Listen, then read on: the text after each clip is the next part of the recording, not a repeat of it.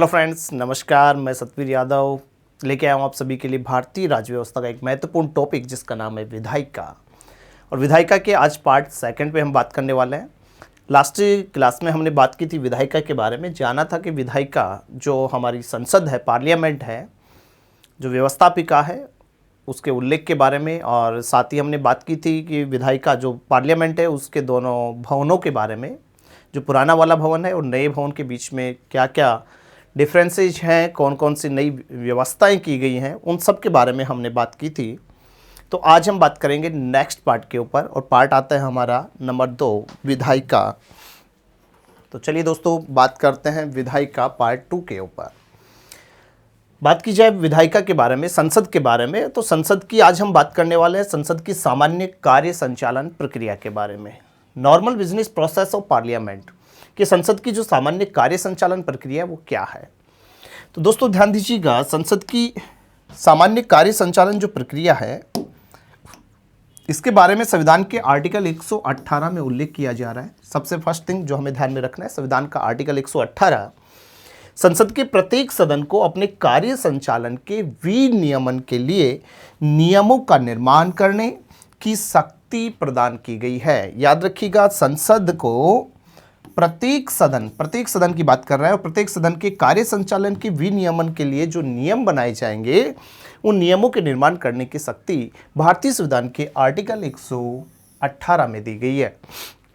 बात करूं मैं संसद की कार्रवाई के बारे में, तो भारतीय संविधान का आर्टिकल 120 में इस बात का उल्लेख किया गया है कि संसद की जो कार्रवाई है हिंदी और अंग्रेजी दो भाषाओं के अंदर होगी, हिंदी में और अंग्रेजी भाषा में होती है। जहाँ पे प्रारंभ की अगर बात करें तो अंग्रेजी सिर्फ 15 वर्षों के लिए यहाँ पर जोड़ी गई थी, लेकिन भाषा संशोधन जो अधिनियम है, भाषा संशोधन अधिनियम 1963 के तहत अंग्रेजी को हिंदी के साथ लगातार बनी रहने वाली भाषा बना दिया गया।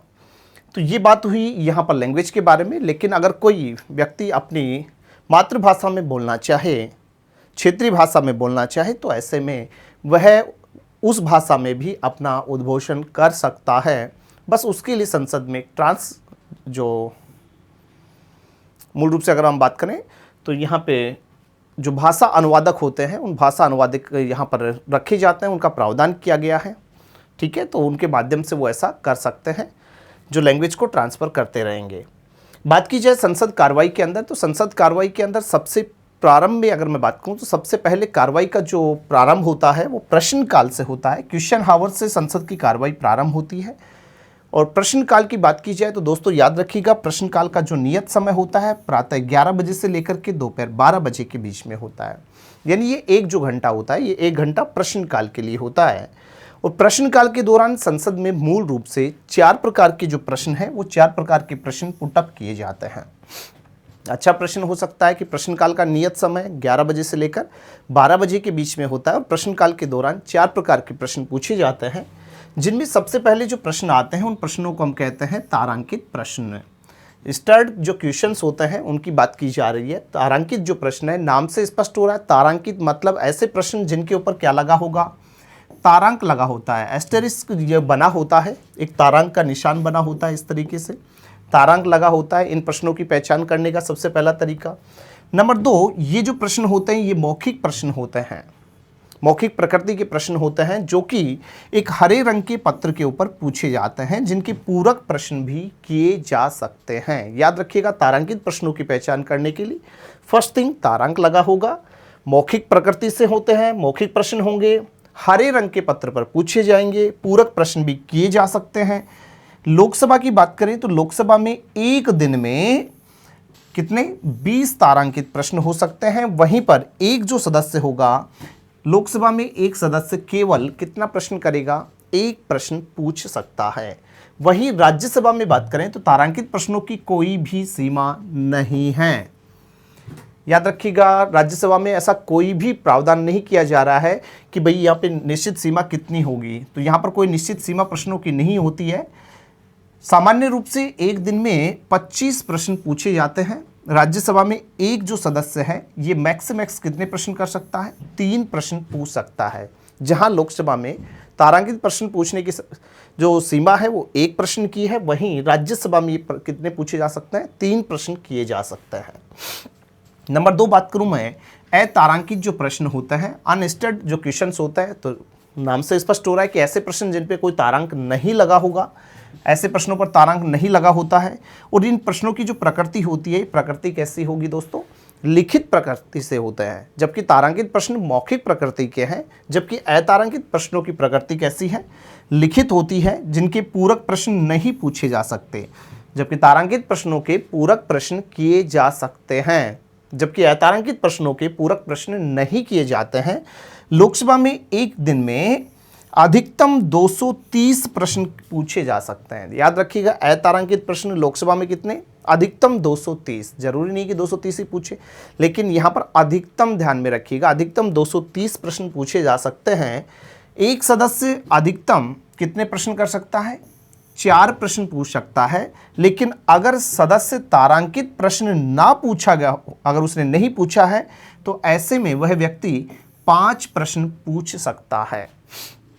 कंडीशंस ध्यान रखिएगा, अगर वह कैसा प्रश्न नहीं किया है, तारांकित प्रश्न अगर उसने किसी भी संसद सदस्य ने नहीं किया है, तो ऐसे में वो 5 प्रश्न कर सकता है। और यदि उसने तारांकित प्रश्न 1 कर चुका है, तो ऐसे में यहाँ पर 4 प्रश्न ही पूछ पाएगा। राज्यसभा में जो होता है अतारांकित जो प्रश्न है, अतारांकित प्रश्नों की यहाँ कोई सीमा नहीं है। सामान्य रूप से 160 प्रश्न यहाँ पर पूछे जाते हैं। और ये जो प्रश्न पूछे जाते हैं अतारांकित प्रश्न, ये प्रश्न पत्र इनका जो होता है वो सफ़ेद रंग का होता है, जबकि तारांकित प्रश्नों के लिए हरे रंग का पत्र होता है, अतारांकित के लिए सफ़ेद रंग का पत्र होता है। नंबर 3 आते हैं अल्प सूचना के प्रश्न, शॉर्ट नोटिस जो क्वेश्चन होते हैं। ये प्रश्न अविलंबनीय लोक महत्व के मामलों से संबंधित होंगे, जो कम से कम कितने दिन पूर्व, 10 दिन पूर्व सूचना के पूछे जाते हैं, जिनका जवाब प्रश्नकाल के दौरान मौखिक रूप में दिया जा सकता है। वहीं एक सदस्य केवल कितना प्रश्न करेगा, 1 प्रश्न कर सकता है। और ये जो प्रश्न होते हैं, इनके लिए जो प्रश्न पत्र होता है वो हल्के गुलाबी रंग का होता है। तीनों को ध्यान में रख लीजिएगा, तारांकित प्रश्न हरे रंग पर पूछे जा रहे हैं, अतारांकित सफ़ेद रंग पे, और अल्प सूचना शॉर्ट नोटिस जो क्वेश्चन होते हैं वो हल्के गुलाबी रंग के प्रश्न पत्र पर पूछे जाएंगे।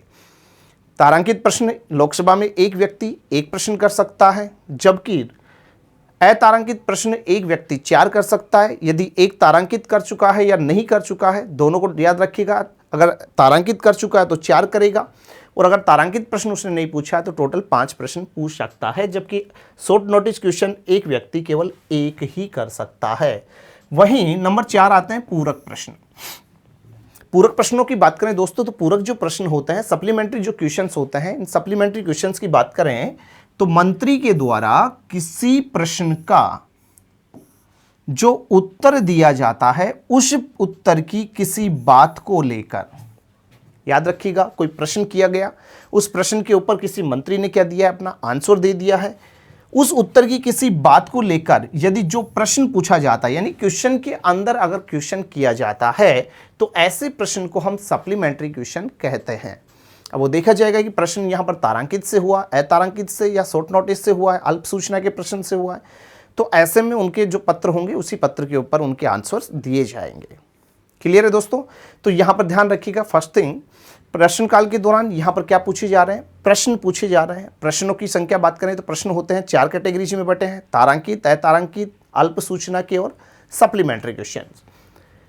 इसके अलावा गैर सरकारी सदस्यों से भी पूछे गए प्रश्न होते हैं, और इसके लिए संसदीय नियमावली के नियम 40 के अनुसार, संसदीय नियमावली के नियम कौन सा है, 40 के अनुसार गैर सरकारी जो सदस्य हैं इनसे भी सांसद क्या कर सकता है, प्रश्न पूछ सकते हैं। और ये जो प्रश्न होते हैं ये लिखित प्रकृति से होते हैं। ठीक है, गैर सरकारी सदस्यों से पूछे गए जो प्रश्न होंगे लिखित प्रकृति के प्रश्न होते हैं। नंबर 2 पे बात करूं मैं, शून्यकाल।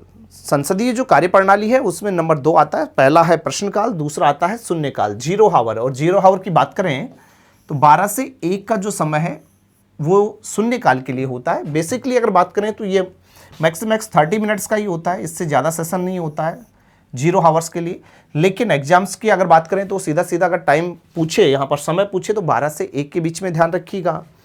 शून्यकाल की बात करें तो शून्यकाल का जो प्रारंभ है, ये प्रारंभ मतलब है कि भारत में हो रहा है, इस चीज़ को भी ध्यान में रखिएगा। शून्यकाल, क्योंकि भारतीय जो संसदीय प्रणाली है, ये संसदीय प्रणाली ब्रिटेन से ली गई है दोस्तों, और ब्रिटेन से ली जा रही है, इसीलिए भारतीय संसदीय प्रणाली को हम क्या बोल रहे हैं, वेस्टमिनिस्टर मॉडल भी कहते हैं, क्योंकि ब्रिटिश जो संसद है वो वेस्टमिनिस्टर हॉल में चलती है। तो वेस्टमिनिस्टर हॉल में चलने के कारण भारतीय संसदीय प्रणाली को वेस्टमिनिस्टर मॉडल के नाम से भी जाना जाता है। और जो वेस्टमिनिस्टर मॉडल जो हमने लिया है ब्रिटेन से, उसमें कहीं भी शून्यकाल का जिक्र नहीं था। शून्यकाल भारतीय संसदीय प्रणाली की देन है, और इसका जो प्रारंभ हो रहा है ये 1962 में हुआ था, और इसे सबसे पहले डॉक्टर सर्वपल्ली राधाकृष्णन जी के द्वारा राज्यसभा में विकसित किया गया था। ठीक है दोस्तों, शून्यकाल के दौरान समसामयिकी घटनाओं पर आधारित प्रश्नों पर डिस्कस होता है। इसके बाद में अगर मैं बात करूं संसद की जो विधायी प्रक्रिया है, लेजिस्लेटिव प्रोसीडर ऑफ पार्लियामेंट की बात की जाए, तो सामान्य चर्चा के दौरान क्या होता है कि संसद में विविध प्रकार के क्या लाए जाएंगे दोस्तों, विधेयक लाए जाते हैं और प्रस्ताव रखे जाते हैं। संसद की विधायी प्रक्रिया में क्या चीजें होंगी, विधेयक और प्रस्ताव यहां पर सदन में लाए जाएंगे। विधेयक की अगर बात की जाए दोस्तों, जो बिल लाया जाता है, बिल प्रेजेंटेशन के आधार पर बात की जाए, प्रस्तुतिकरण के आधार पर विधेयक के दो प्रकार बताए गए हैं। एक होता है सरकारी विधेयक, गवर्नमेंट जो बिल होता है, और एक होता है गैर सरकारी विधेयक, प्राइवेट मेंबर्स जो बिल होता है। सरकारी और गैर सरकारी विधेयक प्रस्तुतिकरण के आधार पर, प्रेजेंटेशन के आधार पर ये दो प्रकार के होंगे, एक होगा सरकारी और एक होता है गैर सरकारी। दोनों में अंतर क्या होता है, सरकारी जो विधेयक होते हैं, अगर कोई मंत्री, संसद का ऐसा सदस्य जो कि मंत्री पद पर है और उसके द्वारा यदि कोई बिल लाया जा रहा है, तो उस बिल को हम क्या कहेंगे, गवर्नमेंट बिल कहेंगे, सरकारी विधेयक कहेंगे। और यदि मंत्रियों के अलावा यदि कोई संसद का सदस्य अगर कोई बिल प्रेजेंट कर रहा है, तो ऐसे में वह गैर सरकारी कहलाता है। अगर सरकारी विधेयक है तो मंत्रियों द्वारा लाया जाएगा, गैर सरकारी है तो संसद सदस्यों के द्वारा लाया जाएगा। गवर्नमेंट बिल में क्या होता है, 7 दिन पूर्व सूचना के ये बिल लाया जाता है, सरकारी विधेयक 7 दिन पूर्व सूचना के पूछा जाता है। जबकि गैर सरकारी जो विधेयक होता है, ये गैर सरकारी विधेयक 1 माह पूर्व सूचना के पूछे जाते हैं। क्लियर है दोस्तों, तो सरकारी और गैर सरकारी दो प्रकार के होते हैं प्रस्तुतिकरण के आधार पे। सामान्यतः अगर मैं बात करूं तो विधेयक जो होते हैं, ये विधेयक मूल रूप से 4 कैटेगरीज में बटे होते हैं, 4 प्रकार के होते हैं। 4 प्रकारों में सबसे पहला आता है साधारण विधेयक। ऑर्डिनरी जो बिल होता है, साधारण विधेयक, भारतीय संविधान के आर्टिकल 107 में इसका जो जिक्र किया जा रहा है। साधारण विधेयक के अंदर ध्यान रखिएगा टोटल 6 विशेषताएं होनी जरूरी होती हैं। सबसे फर्स्ट थिंग, बिल परिभाषित होना चाहिए। नंबर सेकेंड इज राष्ट्रपति के द्वारा अनुमति होनी चाहिए। नंबर थर्ड, बिल कहाँ प्रस्तावित किया जा रहा है ये बाकायदा स्पष्ट होना चाहिए। किस सदन में लाया जा रहा है ये भी स्पष्ट होना चाहिए। कौन से सदन की विशेष शक्तियों में आता है ये चीज भी यहां पर स्पष्ट रूप से होनी चाहिए। और उस बिल को पारित करने के लिए बहुमत कितना चाहिए ये भी यहां पर क्लियर होना जरूरी होता है। साथ ही अगर गतिरोध पैदा हो जाए तो गतिरोध पैदा होने की जो स्थिति है, किस आधार पर गतिरोध पैदा हो सकता है और उससे निपटने के क्या प्रावधान किए जा सकते हैं, ये सारी चीज़ें उसके अंदर स्पष्ट होनी चाहिए। अगर ये 6 अगर क्वालिटीज अगर किसी बिल में पाई जाती हैं तो बिल कैसा है, साधारण विधेयक होगा। 6 विशेषताओं के साथ में बिल चलता है। और यह विधेयक जो संविधान संशोधन, धन या वित्त विधेयक नहीं है, यह संसद के किसी भी सदन में लाया जा सकता है। किसी भी सदन में लाया जा सकता है। ऑर्डिनरी जो बिल होता है किसी भी सदन में लाया जा सकता है। यदि आर्टिकल 3 से जुड़ा ना हो तो इसको राष्ट्रपति की अनुशंसा भी नहीं चाहिए। आर्टिकल 3 की बात कर रहा है।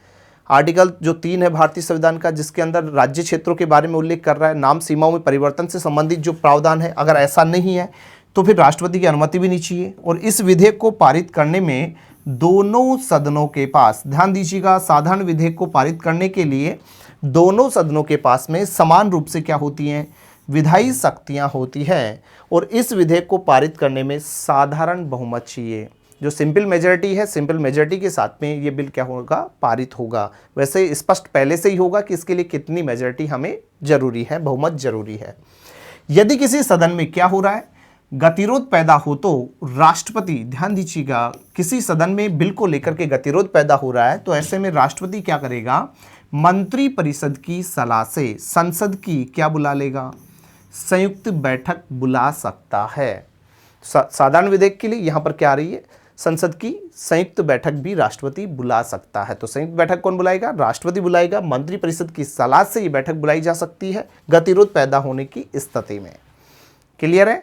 नंबर 2 जो आता है मनी बिल, धन विधेयक। भारतीय संविधान के आर्टिकल 110 में मनी बिल के बारे में जिक्र किया जा रहा है। और मनी बिल क्या होता है? किसी भी कर को लगाने के लिए या फिर कर को हटाने या फिर कर का क्या करना, नियमन करने या फिर किसी प्रकार का धन उधार लेना, भारत की संचित निधि या फिर भारत की जो आकस्मिक निधि है इससे धन की क्या की जाए, निकासी करने के लिए। इन सभी बातों से अगर रिलेटेड अगर कोई बिल है तो बिल कैसा होगा? मनी बिल होता है।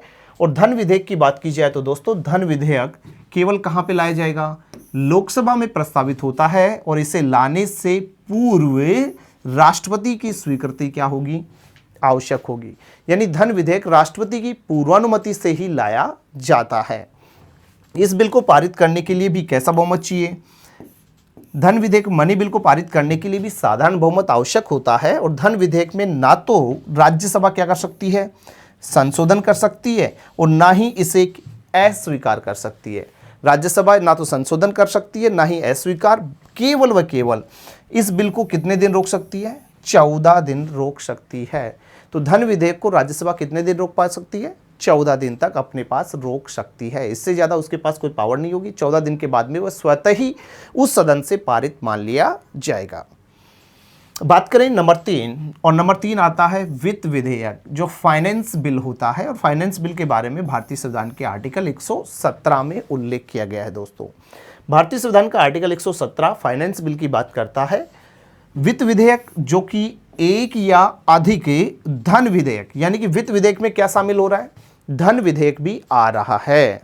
याद रखिएगा दोस्तों, प्रत्येक धन विधेयक प्रकृति से वित्त विधेयक होता है, लेकिन वित्त विधेयक कभी भी धन विधेयक नहीं होता, क्योंकि वित्त विधेयक के अंदर केवल धन विधेयक ही नहीं होते, इसके अलावा गैर मनी मामलों जो नॉन मनी जो मैटर्स हैं उनसे भी संबंधित होता है। अर्थात वित्त विधेयक में धन विधेयक के साथ साथ क्या आएंगे? सामान्य विधायन जो कि कॉमन जो लॉ हैं उनसे जुड़े मामले भी होते हैं।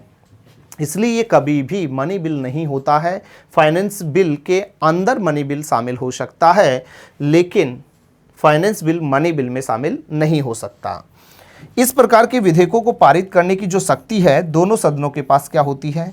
समान रूप से होती है दोस्तों। इसके बाद में नंबर 4 आता है संविधान संशोधन विधेयक। कॉन्स्टिट्यूशनल जो अमेंडमेंट बिल है आर्टिकल 368 में इसके बारे में जिक्र किया गया है। भारतीय संविधान के भाग 20 के अंतर्गत आर्टिकल 368 में संविधान संशोधन की शक्ति व प्रक्रिया का विस्तृत उपबंध किया गया है। संविधान संशोधन में 3 प्रकार की प्रक्रिया का प्रावधान है। संविधान संशोधन बिल को 3 तरीके से पारित किया जा सकता है। नंबर 1 साधारण बहुमत द्वारा इसमें संशोधन किया जा सकता है। नंबर 2 विशेष बहुमत द्वारा भी क्या हो सकता है? संशोधन हो सकता है। साधारण बहुमत 50% प्लस जो मेजॉरिटी होती है उसके साथ में पारित हो सकता है, या फिर कम से कम 2/3 बहुमत के साथ में से पारित किया जाएगा, या फिर विशेष बहुमत होने के साथ साथ राज्यों के अनुसमर्थन होना भी जरूरी होगा। यानी कम से कम 2/3 बहुमत और उसके बाद में कम से कम 50% से ज़्यादा अगर राज्य उसको स्वीकार करते हैं तो वो पारित किया जाए। उसके लिए देखा जाएगा टर्म कंडीशंस होंगी कि बहुत सारे ऐसे प्रावधान जो कि साधारण बहुमत से भी संशोधन किए जा सकते हैं, कुछ प्रावधान विशेष बहुमत से होंगे, तो कुछ प्रावधानों के लिए विशेष बहुमत के साथ साथ राज्यों का अनुसमर्थन होना भी जरूरी है। तो ध्यान रखिएगा दोस्तों, हमने जो बात की है विधेयक के बारे में बात की है। सामान्यतः जो विधेयक है 4 कैटेगरीज में बांटा है हमने। नंबर 1 जो आता है साधारण विधेयक, ऑर्डिनरी बिल की बात कर रहा है। साधारण विधेयक होता है। नंबर 2 धन विधेयक की बात कर रहा है। धन विधेयक की बात कर रहा है। नंबर 3 वित्त विधेयक की बात कर रहा है।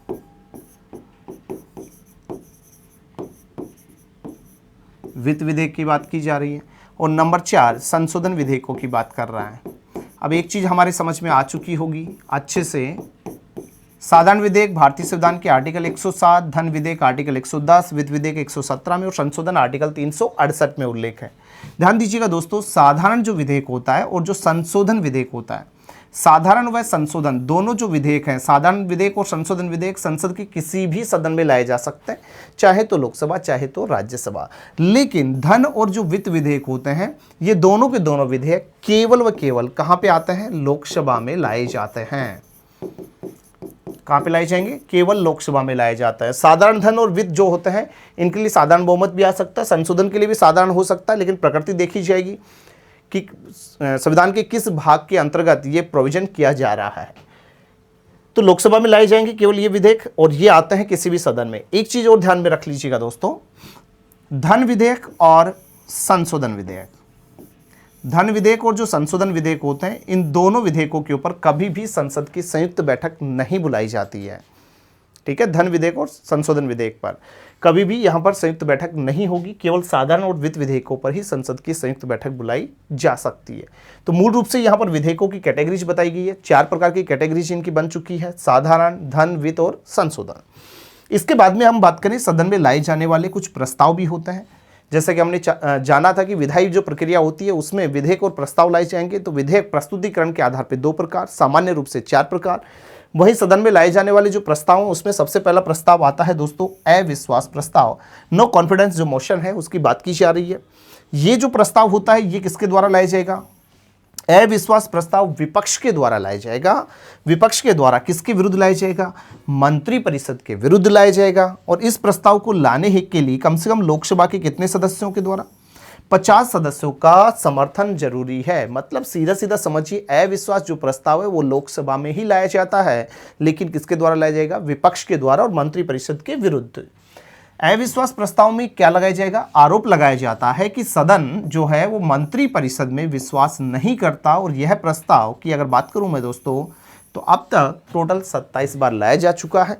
भारत में सबसे पहले 1963 में पंडित जवाहरलाल नेहरू के विरुद्ध लाया गया था, आचार्य JB कृपलानी जी के द्वारा। वहीं 2018 में नरेंद्र मोदी जी के विरुद्ध भी लाया जा चुका है ये प्रस्ताव। तेलुगु देशम पार्टी के जो यहाँ पे सांसद थे जयदेव गल्ला जी, उनके द्वारा ये प्रस्ताव लाया जा चुका है। अंतिम बार 2018 में, सबसे पहले 1963 में। टोटल 27 बार ये प्रस्ताव अब तक आ चुका है। तो ध्यान रखिएगा, बिल्कुल सीधा सीधा अविश्वास प्रस्ताव विपक्ष लेकर के आएगा, लोकसभा में लाया जाएगा। लोकसभा के कम से कम कितने सदस्य? 50 सदस्यों का समर्थन यहाँ पर होना जरूरी होता है। अविश्वास प्रस्ताव यदि पारित हो जाता है तो ऐसे में सरकार क्या हो जाती है दोस्तों? गिर जाती है। वहीं बात करूं नंबर 2 विश्वास प्रस्ताव के बारे में, जो कॉन्फिडेंस जो मोशन होता है उसके बारे में। अविश्वास प्रस्ताव के विरुद्ध अपना पक्ष रखने के लिए जो सरकार है, राष्ट्रपति के कहने पर यह प्रस्ताव लाती है। और इस प्रस्ताव का लोकसभा नियमों में कोई वर्णन नहीं है दोस्तों, अच्छे से ध्यान रखिएगा इस बात को। लोकसभा नियमों में कोई भी वर्णन नहीं है। विश्वास प्रस्ताव के बारे में कहीं भी लोकसभा नियमों में वर्णन नहीं किया जा रहा है, कहीं भी इसका उल्लेख नहीं है। अविश्वास प्रस्ताव का उल्लेख किया जा रहा है, लेकिन अविश्वास प्रस्ताव के विरोध में इसका जवाब देने के लिए राष्ट्रपति के कहने पर सत्ता पक्ष ये विश्वास प्रस्ताव लेकर के आती है। विश्वास प्रस्ताव यदि क्या हो जाए, गिर जाने पर मंत्रिपरिषद को क्या करना पड़ता है? अपने पद से त्यागपत्र देना पड़ता है। यानी कि अविश्वास प्रस्ताव यदि पारित हो जाता तो सरकार गिरती है, और अगर विश्वास प्रस्ताव पारित नहीं होता तो भी सरकार गिर जाती है। अब तक विश्वास प्रस्ताव टोटल 13 बार लाया जा चुका है, जिसमें से 4 बार ऐसा वाकया बन चुका है जब प्रधानमंत्री को अपना पद छोड़ना पड़ा था दोस्तों। जिसमें सबसे पहले 1990 में VP सिंह जी, 1991 में चंद्रशेखर जी, 1997 में HD देवगौड़ा साहब और 1999 में अटल बिहारी वाजपेयी जी, जिनको अपना पद यहाँ पर छोड़ना पड़ा था। क्लियर है दोस्तों? तो 2 प्रस्तावों पे बात कर चुके हैं, अविश्वास और विश्वास। नंबर 3 पे आता है कट मोशन की बात कर रहा है, कटौती प्रस्ताव की बात की जा रही है, जिसमें बताया जा रहा है कि बजट की अनुदान मांगों में संशोधन के रूप में यह प्रस्ताव लाया जाएगा। बजट के अनुदान मांगों में संशोधन करने के लिए प्रस्ताव आता है। यह प्रस्ताव केवल एक क्या है? संकेत मात्र होता है, जो विपक्षी दल द्वारा लाया जाता है। तो कटौती प्रस्ताव भी कौन लाएगा? सत्ता पक्ष नहीं लाएगा, विपक्ष लेके आएगा। अविश्वास प्रस्ताव भी विपक्ष लाएगा। ठीक है, विश्वास प्रस्ताव सत्ता पक्ष लेके आ रहा है। इसके बाद में नेक्स्ट बात करें निंदा प्रस्ताव, सेंसर जो मोशन होता है। लोकसभा में अगर बात की जाए तो लोकसभा में विपक्ष के द्वारा यह जो प्रस्ताव है, यह प्रस्ताव ला करके सरकार की क्या की जाएगी? किसी विशेष नीति का, सरकार की विशेष नीति का निंदा प्रस्ताव की बात कर रहा है, लोकसभा में लाया जाएगा, किसके द्वारा लाया जाएगा, विपक्ष के द्वारा ही लाया जा रहा है। सरकार की विशेष नीति का क्या किया जा रहा है, विरोध किया जाता है। और निंदा प्रस्ताव के विरुद्ध में सरकार क्या करेगी, विश्वास प्रस्ताव ला करके अपने स्वामित्व का क्या करती है, परिचय देती है, पद पर बनी रहती है। अगर ये प्रस्ताव भी क्या होता है, निंदा प्रस्ताव भी अगर पास हो गया तो अविश्वास प्रस्ताव की भांति ही सरकार को अपने पद से त्यागपत्र देना होता है। नेक्स्ट आता है काम रोको प्रस्ताव, स्टॉप वर्क मोशन। लोकसभा में विपक्ष के द्वारा, ये प्रस्ताव भी लोकसभा में आ रहा है, विपक्ष के द्वारा लाया जा रहा है, जिसमें सदन की समस्त कार्रवाई को क्या किया जाएगा, रोक करके जन महत्व के किसी मुद्दे को उठाया जाता है। तो जन महत्व के किसी मुद्दे को उठाने के लिए लोकसभा में विपक्ष के द्वारा प्रस्ताव लाया जाएगा, जिसमें वर्तमान में चल रहे किसी भी मामले को रोका जाएगा, सभी कार्रवाइयों को रोक करके जन महत्व के मुद्दे को उठाया जाता है। नेक्स्ट बात करें हम ध्यानाकर्षण प्रस्ताव, कॉल अटेंशन जो मोशन होता है, इस प्रस्ताव की बात की जाए तो यह प्रस्ताव 1954 के अंदर प्रारंभ हुआ था। इसके माध्यम से सदन का कोई भी सदस्य अति महत्वपूर्ण जो सार्वजनिक महत्व के किसी विषय की ओर संबंधित मंत्री का क्या करवाता है, ध्यान आकर्षित करता है और उसे कहता है कि इस मुद्दे पर ध्यान दिया जाए ताकि सरकार और अच्छे से काम कर सके। क्लियर है दोस्तों? तो ये कुछ सदन में लाए जाने वाले प्रमुख प्रस्ताव भी हैं। तो आई होप ये बहुत अच्छे से समझ में आ चुका होगा। एक बार वापस से इन चीज़ों को देखते हैं। आज की क्लास में जो हमने बातें की हैं, हमने बातें स्टार्ट की हैं आज संसद के अंदर, बड़े ही अच्छे पॉइंटर्स पे हमने आज बातें की हैं। संसद की विधायी प्रक्रिया के बारे में हमने बात की है। इससे पूर्व अगर मैं बात करूं आप लोगों से, तो हमने बात की है संसद की सामान्य कार्य संचालन प्रक्रिया से, normal business process of parliament से बात की थी। आर्टिकल 118 के अंतर्गत इस बात का उल्लेख किया जा रहा है, नियमों का निर्माण करने की शक्ति बताई जा रही है। संसद की कार्रवाई 2 भाषाओं में, हिंदी और अंग्रेजी में हो रही है। संसद कार्रवाई के अंदर प्रश्नकाल को हमने जाना, प्रश्नकाल का समय 11 से 12 का होता है। 4 प्रकार के प्रश्न पूछे जाते हैं, तारांकित प्रश्न होते हैं, अतारांकित प्रश्न होते हैं, अल्प सूचना के प्रश्न आते हैं, नंबर 3 आते हैं अल्प सूचना के प्रश्न होते हैं, और नंबर 4 होते हैं पूरक प्रश्न। वहीं पे हमने बात की थी इसके बाद में गैर सरकारी सदस्यों से पूछे गए प्रश्नों के ऊपर। देन हमने बात की शून्यकाल, 0 आवर्स के बारे में, जो कि समय होता है 12 से 1। आमतौर पर वैसे ये 30 मिनट का एक सेशन होता है। भारतीय संसदीय प्रणाली की ये देन है। वेस्टमिनिस्टर मॉडल पर आधारित भारतीय संसदीय प्रणाली को जब अपनाया गया तो उसमें शून्यकाल नहीं था। 1962 में इसका प्रारंभ कर रहे हैं सर्वपल्ली राधाकृष्णन जी राज्यसभा से। बात करें संसद की विधायी प्रक्रिया में, और विधायी प्रक्रिया में हमने जाना था कि विधेयक प्रस्तुतिकरण के आधार पर 2 प्रकार, सरकारी और गैर सरकारी। सामान्य रूप से जो विधेयक होते हैं 4 प्रकार के होते हैं। नंबर 1 होता है साधारण विधेयक, नंबर 2 धन विधेयक, नंबर 3 पे आता है वित्त विधेयक, और नंबर 4 संविधान संशोधन विधेयक के ऊपर बात करें। इसके अलावा हमने बात की थी सदन में लाए जाने वाले प्रस्ताव, जिसमें सबसे पहला प्रस्ताव अविश्वास प्रस्ताव विपक्ष के द्वारा लाया जा रहा है, लोकसभा में लाया जा रहा है। इसी के प्रत्युत्तर में विश्वास प्रस्ताव सत्ता पक्ष के द्वारा लाया जाता है। देन हमने बात की थी यहाँ पे कटौती प्रस्ताव। कटौती प्रस्ताव अनुदान मांगों में यहाँ पर संशोधन के रूप में इसे देखा जाता है, ये भी विपक्ष के द्वारा लाया जाता है। निंदा प्रस्ताव, ये भी विपक्ष के द्वारा लोकसभा में लाया जाता है। विशेष नीति का विरोध किया जाता है इसमें। जबकि काम रोको प्रस्ताव लोकसभा में विपक्ष के द्वारा लाया जा रहा है, जन महत्व के मुद्दे पर ध्यान आकर्षित करवाया जाता है। वहीं ध्यानाकर्षण प्रस्ताव में अति महत्वपूर्ण सार्वजनिक महत्व के किसी विषय पर संबंधित मंत्री का ध्यान आकर्षित करवाने के लिए प्रस्ताव लाया जाता है। तो आज की क्लास में हम सिर्फ यही बातें करेंगे। फिर से मुलाकात करेंगे एक नेक्स्ट क्लास में और जानेंगे हम संसद की नेक्स्ट विधायी प्रक्रिया के बारे में। तो मिलते हैं नेक्स्ट क्लास में, तब तक के लिए नमस्कार।